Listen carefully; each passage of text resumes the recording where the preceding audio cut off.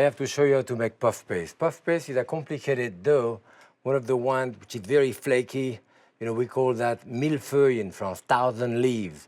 And it's done by layer of dough and layer of butter in it.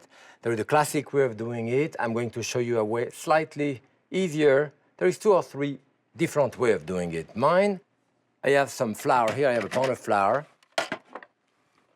that I'm putting, and we are doing what we call la détrempe here, which is the base of the pastry. And the base of the pastry is made with a dash of sugar,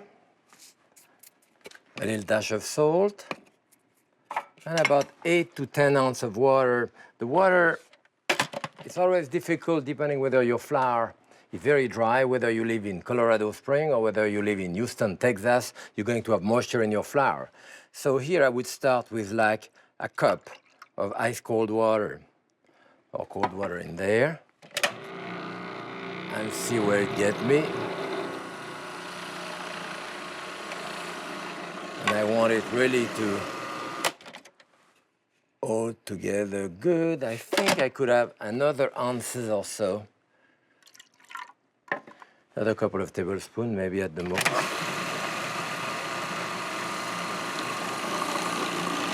Okay. And this, of course, you can do in the food processor as well as in a mixer as well as by hand. This is the base of any puff paste to start with. Now, in a very classic puff paste, you take the same weight, you take a pound of butter, and you do that into a square. You put a square of butter upon, and you fold the corner and start rolling it. In this, I have done it slightly different. I am taking stick of butter here, and I don't have a pound, I have 3/4 of a pound, and each one of them I'm cutting it into like 4 pieces. So I have 12 ounces of butter here. Now I'm going to roll that bread dough, if you want, into a rectangle. Pastry, you know, I mean, especially puff pastry, it's not that it's that complicated to do, but it takes time because you have to let the dough rest in between. As soon as you have water going onto the flour, that will swell up the protein in the flour, what we call the gluten, and that gets tough. And the more you work it, the tougher it gets. So you just have to wait in between to let it rest. Now, what I'm doing here, I'm doing a rectangle about half inch thick. And on that rectangle, I'm going to arrange my butter. I don't want to go totally to the edge because I need maybe 4. We'll go there. 2, 3, 4. I probably should be a bit closer here. I want to cover 2/3 of the dough so that I have 1/3 of the dough with nothing on it. Should about this. Okay. So that 1/3 of the dough with nothing on it, I will put it on top. So I already have layer of dough and layer of fat. Then I fold it in half again and seal the top.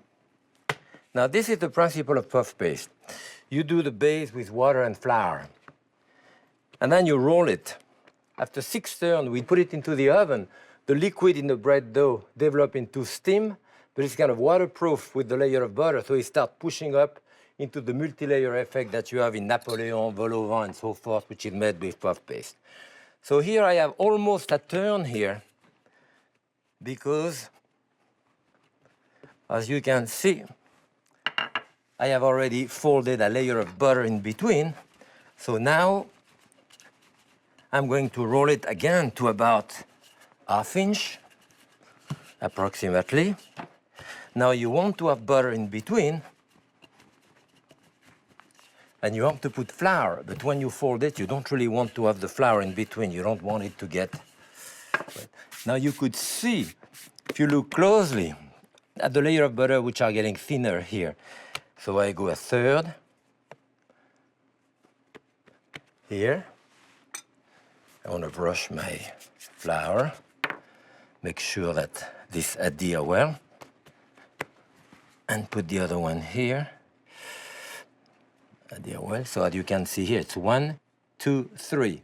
I see how the dough is, again, depending on the humidity, where you are and all that. If I feel that the dough is still usable, then I'll give it another turn now. But I can feel, as I'm doing it now, that the dough is getting elastic. And there is no problem there. You put it in the refrigerator, 15, 20 minutes, half an hour. The dough is very easy again, the gluten relax. That is, the protein relax, the gluten, and then it's easy to roll again. So here I'm really forcing it a little bit, which you really shouldn't. Again, make sure you have some flour underneath, because if you crush it forward and crush the whole thing, then you crush the butter mix into the flour. You want it to slide. Again. And as you can see, very often on the dough, you may go from the center and push this way, come back without applying pressure, and apply pressure this way. You don't want to go back and forth. So now, I had done like a little bit of a turn. Now I'm doing another turn. So I do 2 turns. I had already 1, so I need at least